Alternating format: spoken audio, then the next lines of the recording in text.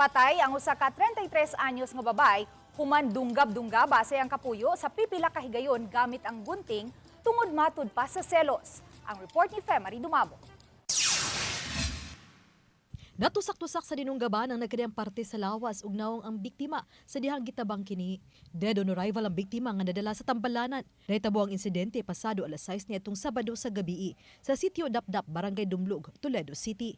Nag-andam na unta og panihapon ang biktima nga si alias Ann. Apan kalit lang niabot sa panimay sa inahan sa biktima ang suspitsado nga si Cyril, 40 anyos. Nakasaksi pa sa krimen ang manghud sa biktima ug usa sa duha ka mga anak sa biktima. Saysay sa manghud sa biktima nga sa unom ka tuig nga mag-live-in partner ang biktima ug ang suspitsado. Kulatado ang biktima. Ug katulo na matud pa kay gayon na kini napapriso tungod sa paglapas sa balaod sa Violence Against Women and Children o VAUC. Apan makagawa sa prisuhan kay maluoy ang biktima ug pasayloon ang suspitsado. Grabe matud pa kasiloso ang suspitsado, diin lakip sa silosan ang mga ig-agaw nga lalaki sa biktima. Ang laki ba nga namahad siya nga kung buwagan siya sa babae sa kung maguwang iyang patyon kung di niya makuha kami lang kuhaon imong iyang baharan. Og niadtong Sabado, nakigbulag na matud pa ang biktima sa suspitsado ug tungod sa kahadlok, gitrangkahan pa matud pa ang panimay sa iyang inahan.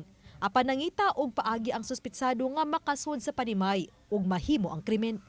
Nisuway pa unta pagtabang ang 63 anyos nga stepfather sa biktima. Kisa ni kuha og bara, gibunal sa suspitsado.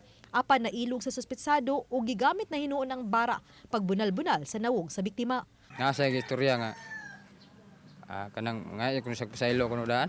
Nakakita ko sa akto nga iyang gisak-lusak. Naa ko ato ma'am.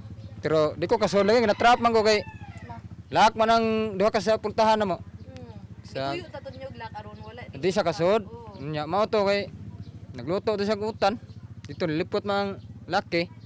Kahit og so dito yung sa klusak sa gunting. Nahimong motibo sa pagdunggab niya ma'am kay naay selos-selos, ikaduha kay on and off ang ilang relationship.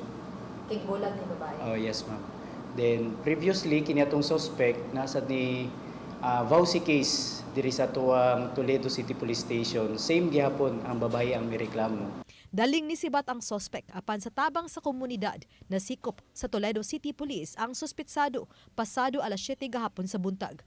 Ang suspitsado ang matud pa way pagmahay sa nahimo. Gamay nagkuha nga akong pailob nila tungod sa ilang mga istorya nga batik.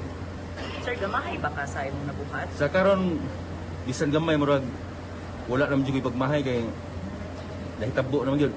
Mao na nga dawato na ko nga nainit mi akong ulo asungod ko sa atong daghan siguro nadunggan nga istorya nila nga anaon bisag na ako sa tubangan nila mao na iyang mama nga usa ko ni ngano kuno nga binyo ko sa nako nga bati ko kay gugnaw. Kasong murder ug physical injuries ang ipasaka batok sa dinakpan. Uban ni Marlon Malgazo, Femari Dumabok.